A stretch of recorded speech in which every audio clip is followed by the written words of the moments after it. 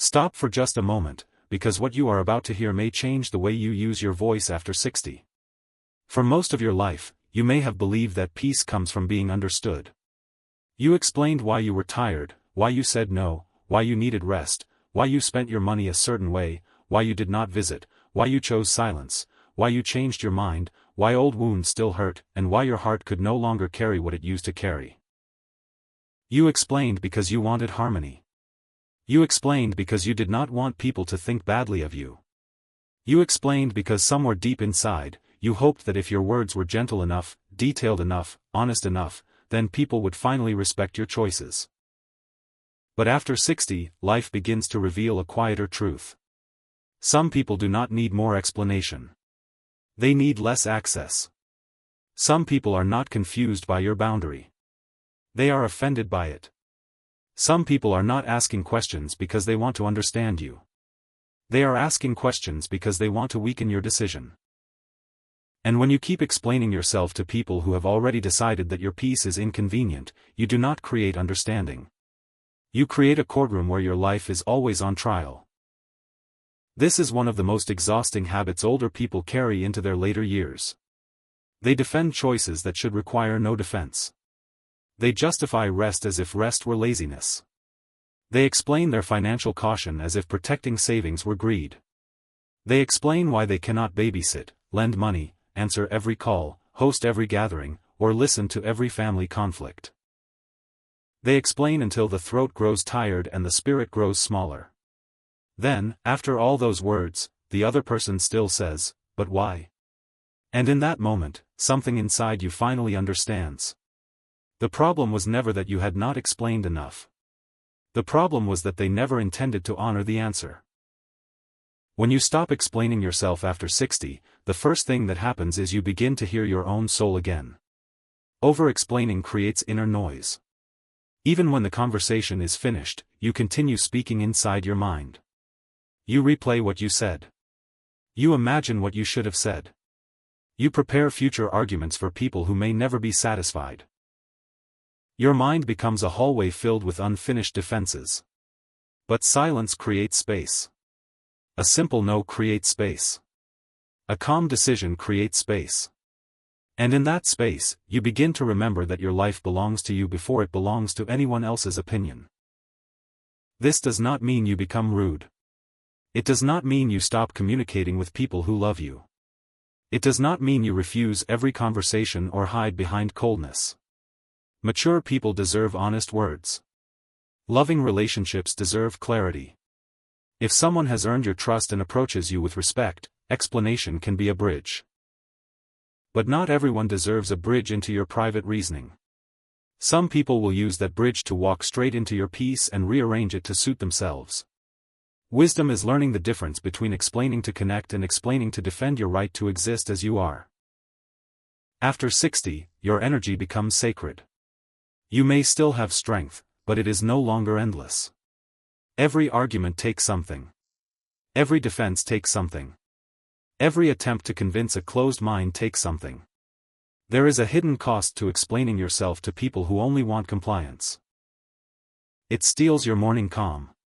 It disturbs your sleep. It makes you question decisions that were perfectly reasonable. It turns simple boundaries into emotional storms. And because you are a caring person, you may mistake their disappointment for your wrongdoing. But someone being unhappy with your boundary does not mean your boundary is wrong. It means your boundary changed the arrangement that benefited them.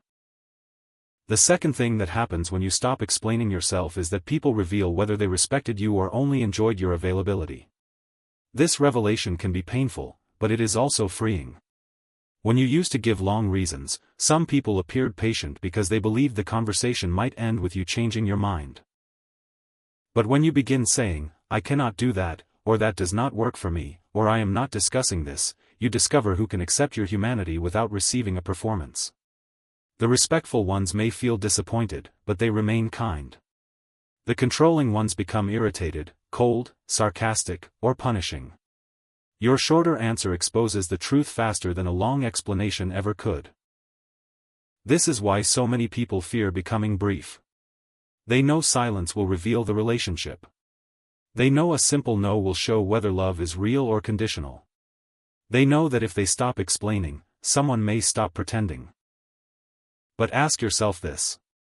Is it better to spend your remaining years buying closeness with endless justifications, or to know who can stand near you without demanding that you surrender your peace? Age does not give us endless time to keep auditioning for acceptance.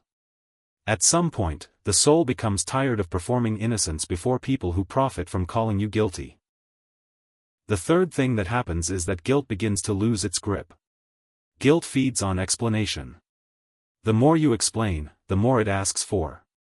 Did you say it kindly enough? Did you sound selfish? Did you give enough reasons? Did you mention your health? Did you remind them of the last time you helped? Did you soften the no with apologies? Guilt acts like a collector that is never satisfied. It wants another sentence, another apology, another concession, another piece of your peace. But when you stop explaining, guilt has less room to negotiate. It may still knock at the door, but you no longer invite it to sit at your table. This is especially important with family. Family can be beautiful, but family can also know exactly where to place pressure. They may say, after everything we have been through. They may say, you used to be different. They may say, I guess we cannot count on you anymore. They may remind you of sacrifices, history, blood, duty, and love. These words can pierce deeply because they touch the oldest parts of your heart. But love should not require you to abandon yourself. Duty should not erase your health. Family should not mean that everyone has a right to your time, money, home, attention, and emotional strength whenever they choose. When you stop explaining, your boundaries become cleaner. You no longer wrap your no in so many reasons that the no disappears. You no longer offer a list of excuses for someone to debate. You simply allow the boundary to stand. I cannot lend money. I am not available today. I will not discuss that topic. I need quiet tonight. I am not hosting this time. I will think about it and let you know. These sentences may feel uncomfortable at first because they are smaller than the explanations you are used to giving. But sometimes a small sentence is stronger because it leaves no loose thread for another person to pull. The fourth thing that happens is your self-respect begins to return. Every unnecessary explanation sends your own mind a subtle message. It says, my decision is not valid until another person approves it. My feelings are not real until someone accepts them. My rest is not allowed unless I can prove exhaustion. My money is not mine unless I justify protecting it. My time is not mine unless I explain where it went. After years of this, a person can lose contact with their own authority. They may become an adult in age but a child in permission. They wait for others to agree before they believe they are allowed to choose. Stopping the explanation reverses that pattern. It teaches the mind, I am allowed to decide. I am allowed to rest. I am allowed to protect myself. I am allowed to change. I am allowed to disappoint people without becoming a bad person. This is not arrogance. Arrogance says, I owe no one kindness. Self-respect says, I owe myself truth. The difference matters. A wise person can be compassionate without being constantly available for interrogation. A wise person can listen without surrendering. A wise person can offer one clear reason and still refuse to be dragged into argument. The fifth thing that happens is your relationships become more honest. This may not happen immediately. At first, some relationships may become tense because people are adjusting to the loss of your over-explanation.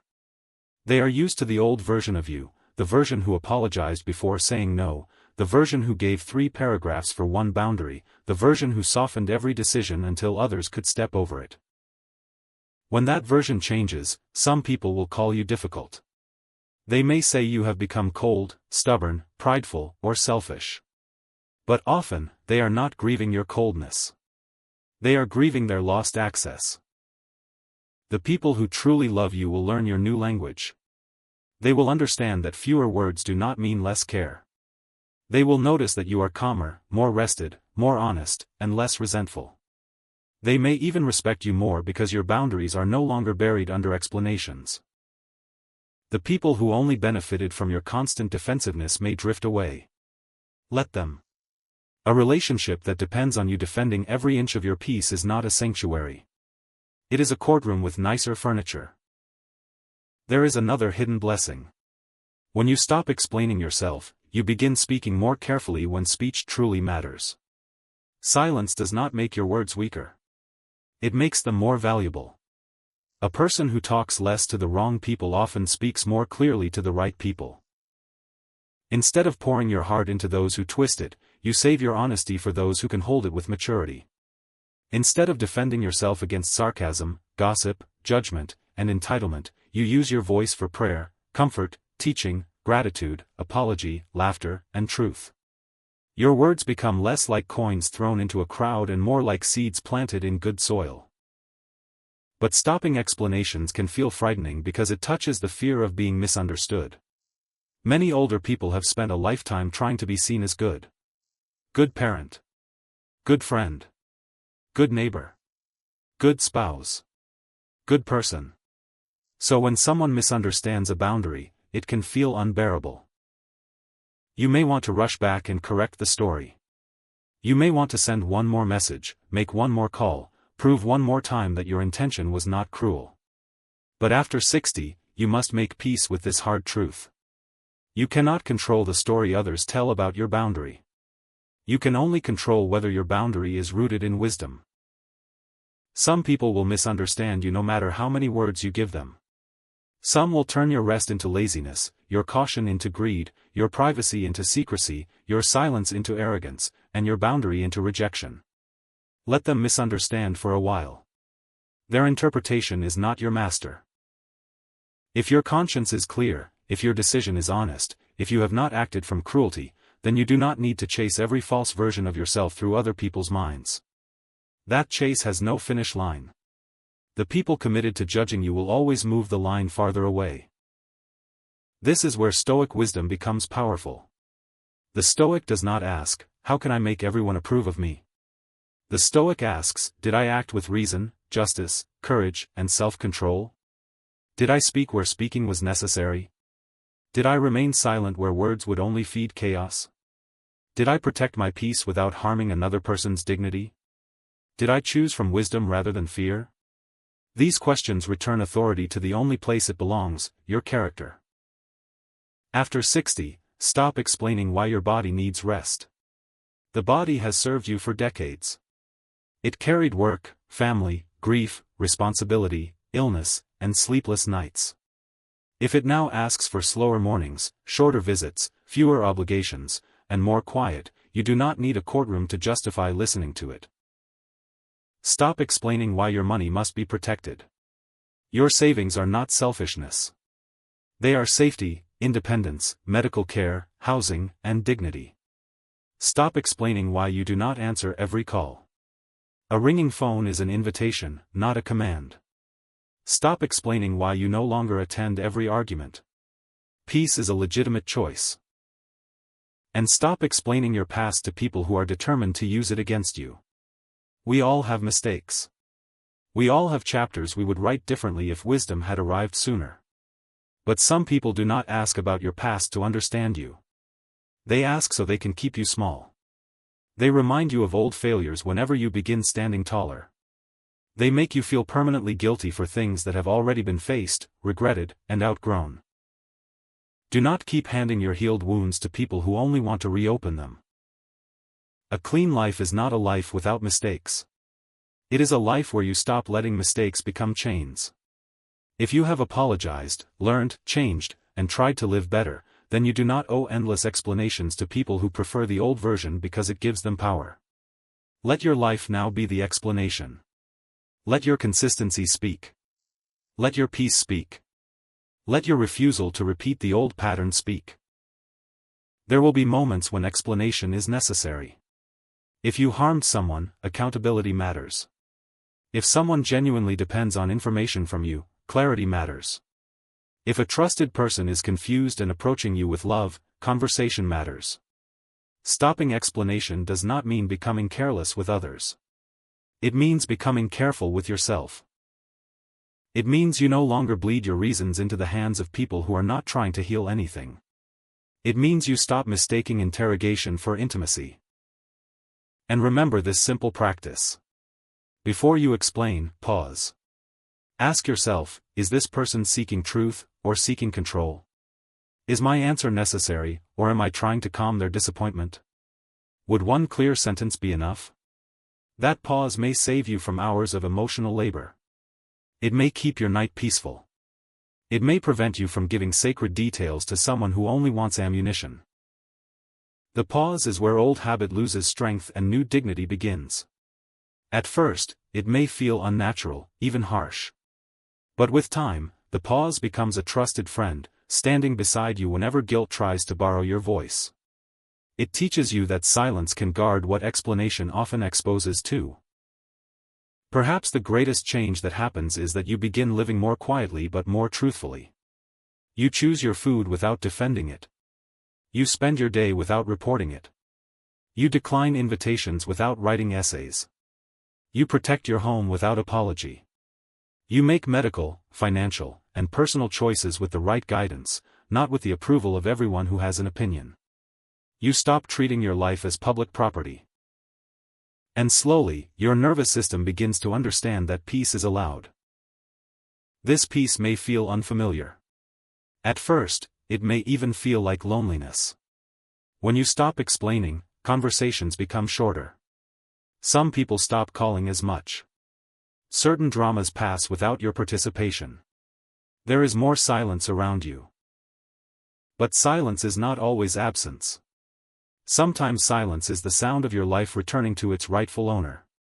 In that quiet, you may begin to hear birds in the morning, your own breath, your own preferences, your own tiredness, your own gratitude, your own wisdom. You may realize that the constant need to be understood had been drowning out the deeper need to be free. Here at Stoic Beacon, we believe that after 60, your remaining years should not be spent defending the right to live peacefully. You have explained enough to the careless, the entitled, the controlling, the judgmental, and the chronically dissatisfied. Now let your actions become simple. Let your yes be honest. Let your no be steady. Let your silence be dignified. Let your explanations be reserved for people who have earned them through respect. If someone asks why you changed, you can smile gently and say, I am learning to protect my peace. If they ask why you will not discuss something, you can say, because it is not helpful. If they demand more, you can repeat, I have already answered. There is no need for anger. There is no need for punishment. There is only the calm strength of a person who has finally realized that not every person deserves a tour through the private rooms of the heart. One day, you may look back and realize that the moment you stopped explaining was the moment you started living with greater dignity. You lost some arguments, but you gained sleep. You disappointed some people, but you recovered yourself. You were misunderstood by some, but you became clearer to your own soul. You spoke less, but your life became more honest. This is not a small victory. It is one of the quiet freedoms of age. So after 60, stop placing your peace on trial. Stop answering every accusation. Stop defending every boundary. Stop begging people to understand what they benefit from misunderstanding. Speak when wisdom asks you to speak. Stay silent when pride asks you to perform. Protect your reasons from those who only want to argue with them. Thank you for spending this time with Stoic Beacon. May your words become fewer but stronger, your boundaries calmer but firmer, your heart kinder but wiser, and your remaining years free from the exhausting habit of explaining your life to people who were never prepared to honor it.